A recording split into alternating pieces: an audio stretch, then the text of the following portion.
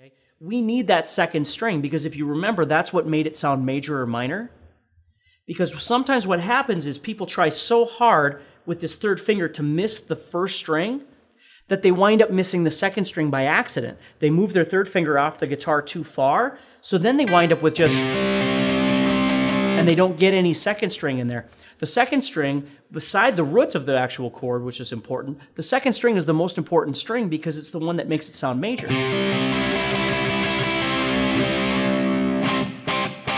So as you're playing that chord, if you can't get the first string to ring, don't sweat it. Don't worry about that. You can work on that later.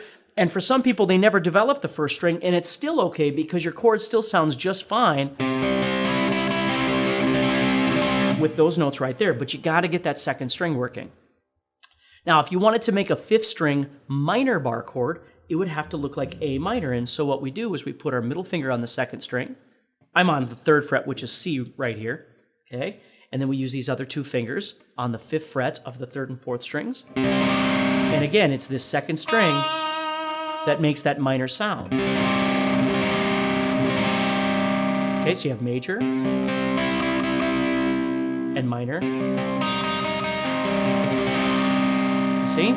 So the most important thing to understand about these bar chords, the two six-string ones and the two fifth-string ones, is that we want to get them, just like everything else that we're doing, we really have two purposes. Number one is to know where to go and what to do. And the second thing is how we're doing it, the quality of what we're doing. Because what happens a lot with these bar chords is people, you know, again, we can go into great detail about these, and if you have questions, of course, you can get a hold of me if you've never done these or you're still having a real hard time with bar chords. But the point of the bar chord is the quality of what you're hearing. A major chord should sound major. A minor chord should sound minor. If you're playing them and you're, like, for instance, if I make a six-string bar chord major right here, which is the third string, that's the magic note right there, is that third string where my middle finger is. And I'm not getting that third string to make any sound, I'm technically playing a power chord.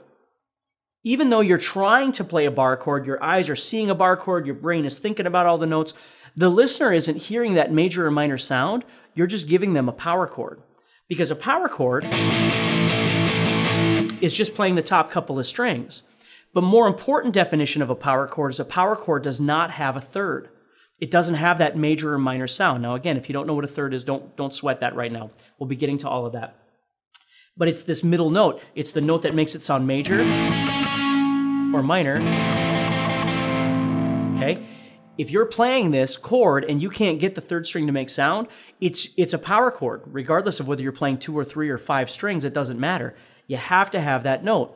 So the definition of a power chord is it doesn't have that note that makes it sound major or minor, which is called a third. And again, when we get to theory, we'll be talking about that.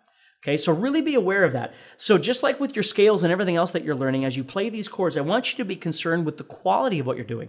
If you're playing a G minor bar chord, you want to get all of those notes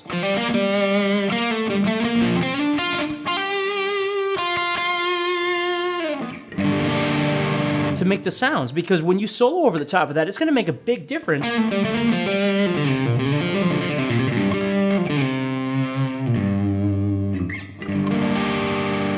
See, it really defines your song. So sometimes it's very easy for us to get so wrapped up in scales and things that our chords suffer. And so that's one reason why I want to talk to you about these bar chords on the 6th and 5th string, is so you're really enhancing those, because we're going to be soloing over all this stuff really soon. And, you know, part of your job, if you're like me or most people, is to play rhythm sometimes, or at least you're playing over a rhythm. You want to be able to hear those sounds. You want to make sure that you can hear them because you're playing them when you play these chords.